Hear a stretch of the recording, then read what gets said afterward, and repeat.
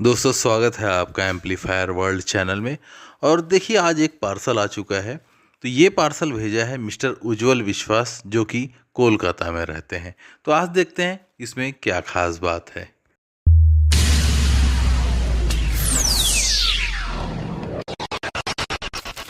तो दोस्तों पार्सल खोलने के बाद इसके अंदर से एक चमचमाता हुआ बहुत ही बेहतरीन बोर्ड और साथ में बहुत सारे कंपोनेंट्स। यहाँ कंपोनेंट्स जो अक्सर इलेक्ट्रॉनिक्स फील्ड में होते हैं ना, उन्हें ये कंपोनेंट्स देखकर लालच भी आ जाया करता है। तो भाई इनको करते हैं अभी थोड़ी देर के लिए साइड में और देखते हैं इस बोर्ड की क्या खास बात है। तो दोस्तों मेन आउटपुट ट्रांजिस्टर लग जाने के बाद इस बोर्ड का लुक कुछ इस तरीके से आएगा। तो हालांकि अभी मैंने आउटपुट ट्रांजिस्टर सोल्डर्ड नहीं किए हैं, केवल लुक दिखाने के लिए आपको इस तरीके से ट्रांजिस्टर का प्लेसमेंट किया है।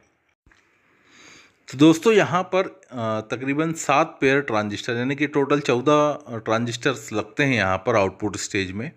तो यहाँ पर 2 ब्रिज रेक्टिफायर मतलब 25 + 25 एम्पेयर के 2 ब्रिज रेक्टिफायर पैरेलल किए गए हैं। और इसी के साथ साथ यहाँ पर 12-0-12 की सप्लाई देकर यहाँ पर फैन के लिए अलग से पावर सप्लाई का अरेंजमेंट किया गया है। इसके साथ साथ यहाँ पर थर्मोस्टेट भी प्रोवाइड किए गए हैं। जैसे अगर आप थर्मोस्टेट लगाते हैं तो आपके फ़ैन अननेसेसरी रन नहीं करेंगे। तो यहाँ पर थर्मोस्टेट की फैसिलिटी है। दोस्तों यहाँ पर जो ड्राइवर बोर्ड में ड्राइवर स्टेज यूज़ किया गया है, मतलब स्पेशली जो ड्राइविंग है आउटपुट ट्रांजिस्टर का वो डबल एमीटर फॉलोअर के ज़रिए किया गया है, तो जिससे कि बेस क्वालिटी ज़्यादा बेहतरीन हो जाती है। इसके साथ साथ यहाँ पर बैलेंस इनपुट दिया गया है।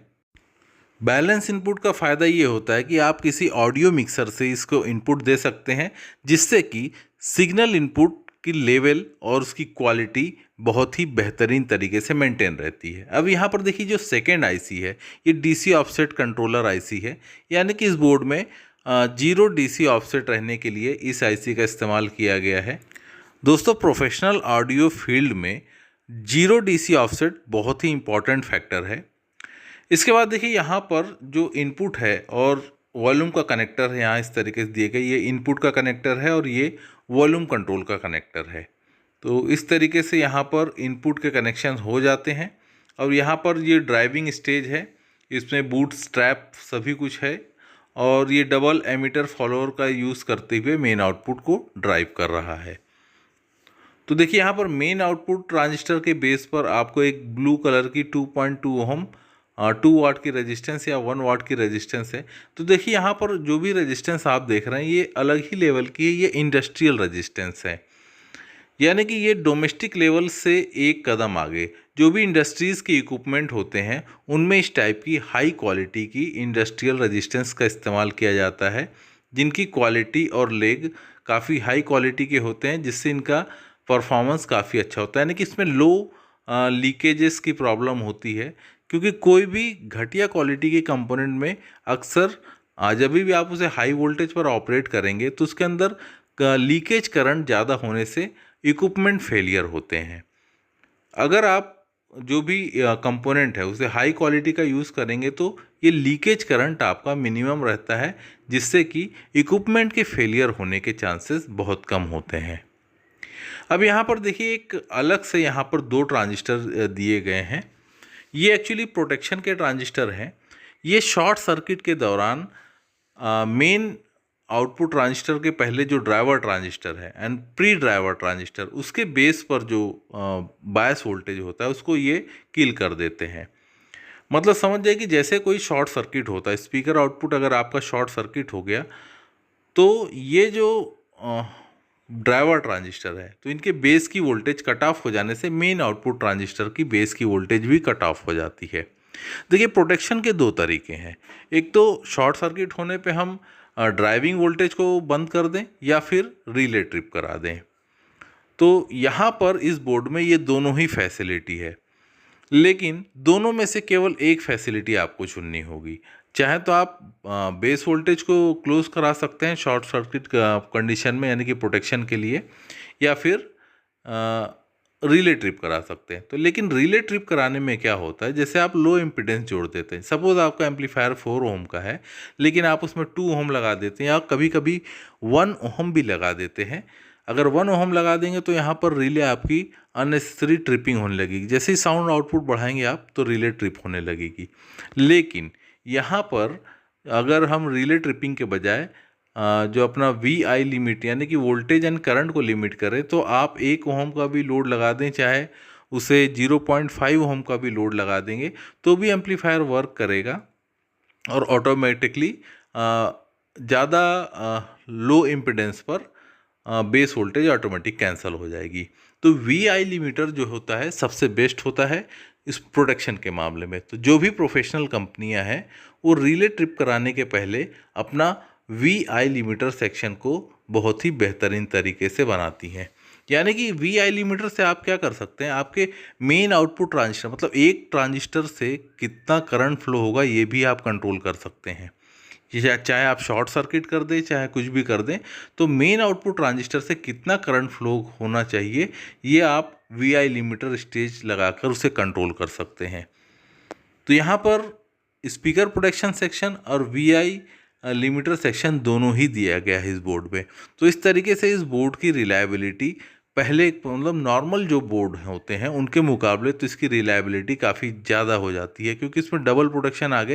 तो देखिए यहाँ पर अब पावर सप्लाई की बात करते हैं। तो यहाँ पर ये पावर सप्लाई में 10,000 माइक्रोफैराड के आप 4 कैपेसिटर लगा सकते हैं। तो फिलहाल यहाँ पर अभी तो 6,800 माइक्रोफैराड के 4 कैपेसिटर शायद टेस्टिंग के लिए ओल्ड कैपेसिटर लगाए हैं या ये भी लगाए जा सकते हैं, ऐसा कोई दिक्कत नहीं है। 6,800 माइक्रोफैराड के 4 कैपेसिटर। तो दोस्तों आप में से कोई भी अगर इस बोर्ड को परचेस करना चाहता है या फिर इसका ब्लैंक PCB भी परचेस करना चाहता है तो आप मिस्टर उज्ज्वल से कांटेक्ट कर सकते हैं। उनका मैं कांटेक्ट नंबर यहाँ पर आपके सामने लिख देता हूँ। तो दोस्तों ये रहा कांटेक्ट नंबर 9687528041। जी हाँ, इस नंबर पर आप कांटेक्ट करके ब्लैंक PCB या फिर इसका कंप्लीट बोर्ड ले सकते हैं। तो चलिए इस बोर्ड में मैं आपको और भी डिटेल चीज़ें बता दूं कि कैसे इसका हर एक ट्रांजिस्टर का पेयर पर उसका आउटपुट करंट कितना जाना चाहिए वो किस तरीके से लिमिट किया गया है। तो इसके लिए हम करेंगे इसकी टेस्टिंग।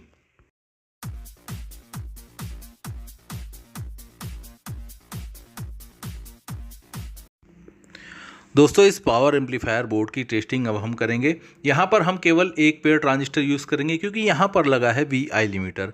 VI लिमिटर ये बताएगा कि एक पेयर ट्रांजिस्टर पर कितना मैक्सिमम करंट फ्लो करा सकता है ये सर्किट, ये उसे सेफ जोन में रखेगा या नहीं।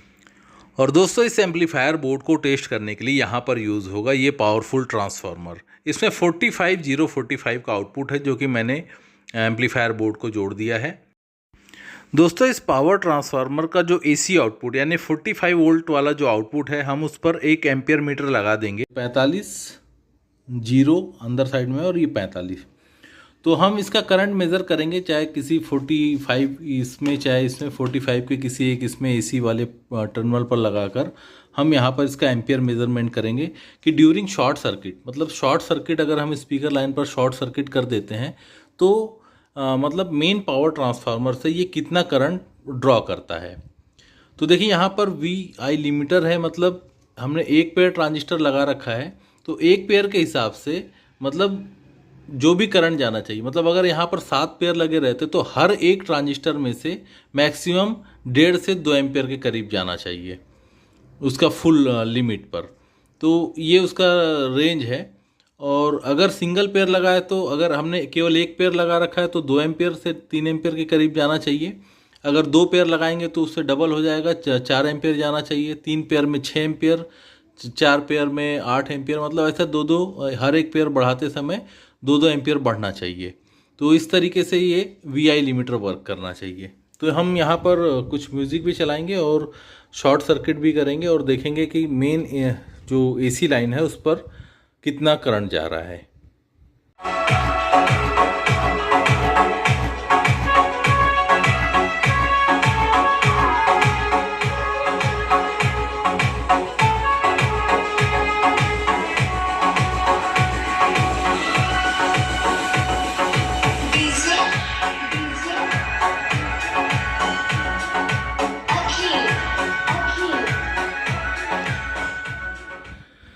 अब दोस्तों अब हम यहाँ पर इसका शॉर्ट सर्किट्स भी देख लेते हैं और यहाँ पर इसका मैक्सिमम करंट कितना फ्लो हो रहा है वो भी देख लेते हैं।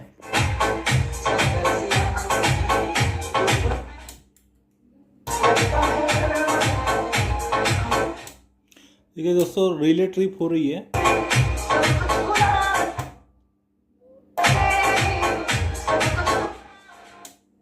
देखिए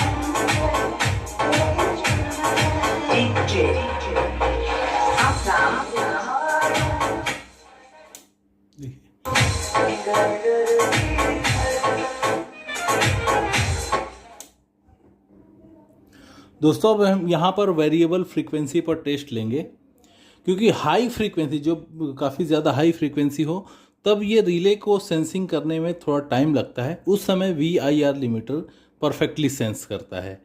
तो यहाँ ये दोनों फीचर होने से आपको ज़्यादा बेनिफिट है। अभी दोस्तों फ्रीक्वेंसी है 7.3 किलोहर्ट्ज़, तो इस पर देखते हैं शॉर्ट करके।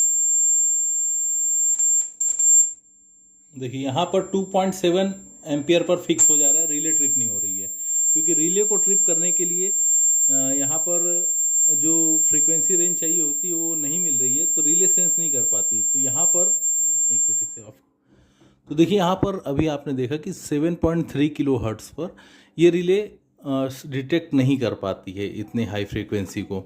तो यहाँ पर ये रिले धोखा खा जाती है 7.3 किलोहर्ट्ज़ मतलब हाइयर फ्रीक्वेंसी पर। तो उस समय यहाँ पर VIR लिमिटर जो है ये कभी धोखा नहीं खाता। ये फ्रीक्वेंसी चाहे 20 हर्ट्स हो या फिर 20 किलो हर्ट्स हो, मतलब कितना भी हाइयर फ्रीक्वेंसी हो, कितना भी कुछ जो फ्रीक्वेंसी का रेंज चाहे कोई भी हो जो हमारे ऑडियो रेंज में होता है, वहाँ पर VIR लिमिटर कभी धोखा नहीं खाएगा। लेकिन ये जो रिले जो ट्रिपिंग वाला ऑप्शन होता है ये अक्सर धोखा खा जाता है हाइयर फ्रीक्वेंसी पर। ये लो फ्रीक्वेंसीज तक तो ठीक है, लेकिन जब बहुत ज़्यादा हाई फ्रीक्वेंसी हो मतलब उसके ऊपर ये जो फंक्शन है इसके ट्रिपिंग का फंक्शन ये डिले करता है। मतलब काफ़ी होता है ट्रिप, बट ये इसका जो ट्रिपिंग टाइम है वो लेट होता है। तो इस वजह से जो मेन आउटपुट ट्रांजिस्टर है कुछ मिली सेकेंड के लिए काफ़ी हाई करंट में चले जाते हैं, जिससे उनके फेल होने का चांस मतलब इतना ज़्यादा नहीं होता, बहुत कम होता है। मतलब 100 में से 10% आप मान सकते हैं, 10% होता है अगर ये इसको यूज़ करते हैं। लेकिन अगर हम VIR लिमिटर यूज़ करते हैं, VI लिमिटर सॉरी, तो देखिए अगर हम यहाँ VI लिमिटर यूज़ करते हैं तो VI लिमिटर किसी भी फ्रीक्वेंसी पर परफेक्ट उसको फॉल्ट सेंस करता है, क्योंकि ये जो ट्रांजिस्टर है ये किसी भी फ्रीक्वेंसी को डिटेक्ट कर सकते हैं। मतलब ऑडियो रेंज में जो फ्रीक्वेंसी है 20 हर्ट्ज से 20 किलो हर्ट्ज, तो ये उसको परफेक्टली डिटेक्ट कर लेते हैं, क्योंकि ये तो मेगा हर्ट्ज में भी वर्क करते हैं। हालांकि जो रिले वाला जो सेक्शन है वो उतना हाई फ्रीक्वेंसी के लिए उतना सेंसिटिव नहीं होता है। दोस्तों यहाँ पर मैं ये कहूँगा कि VI लिमिटर सबसे बेस्ट ऑप्शन है किसी भी पावर एम्पलीफायर के प्रोटेक्शन के लिए। उसके बाद सेकेंडरी ऑप्शन यहाँ पर रिले ट्रिपिंग कराना है। और रिले सेक्शन जो स्पीकर प्रोटेक्शन सेक्शन है उसका मेन फीचर होता है, अगर यहाँ पर कोई ट्रांजिस्टर शॉर्ट होता है जो DC अपीयर होता है स्पीकर लाइन पर, ये सेक्शन उससे DC आने पर इमीडिएट ट्रिप करना, ये उसका जो मेन फंक्शन है ये है। उसके बाद एडिशनल हम इसमें दे देते हैं थर्मल प्रोटेक्शन और उसके साथ साथ ओवर करंट प्रोटेक्शन, जिसपे कि हम रिले को ट्रिप कराते हैं। तो चलिए एक बार हम फिर से देखते हैं हाई फ्रीक्वेंसी पर।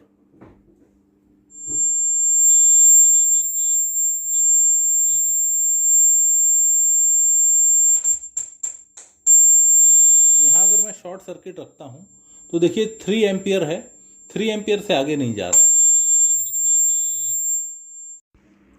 दोस्तों यहाँ पर मेन AC लाइन पर अगर 3 एम्पियर का करंट शो हो रहा है तो इसका मतलब ये है कि एक पेयर ट्रांजिस्टर 3 एम्पियर ले रहा है। मतलब एक ट्रांजिस्टर के ऊपर 1.5 से लेके 1.8 एम्पियर के करीब करंट फ्लो होगा। अगर 80 वोल्ट की हम बात करें, अगर 80 वोल्ट अगर इसे सप्लाई देते हैं तो 80 इंटू 1.5 करेंगे तो अप्रॉक्सीमेटली 120 वाट होता है। यानी कि एक पेयर ट्रांजिस्टर आपका 120 वाट पर लिमिटेड है। यानी कि किसी भी शॉर्ट सर्किट हो, चाहे 1 ओम लोड हो या 0.5 ओम लोड हो, आपका एक पेयर ट्रांजिस्टर पर 120 वाट से ज़्यादा लोड नहीं आएगा। तो इस तरीके से ये सेफ ऑपरेटिंग एरिया में आपका ट्रांजिस्टर वर्क करेगा। तो चलिए अब हम यहाँ पर लो फ्रीक्वेंसी पर इसे एक बार फिर से टेस्ट करते हैं 50 हर्ट्ज़ पर। और वॉल्यूम बढ़ाते हैं। अब यहाँ 50 हर्ट्ज की फ्रीक्वेंसी है। देखिए यहाँ रिले इमीडिएट ट्रिप हो रहा है। देखिए रिले ट्रिप हो गई।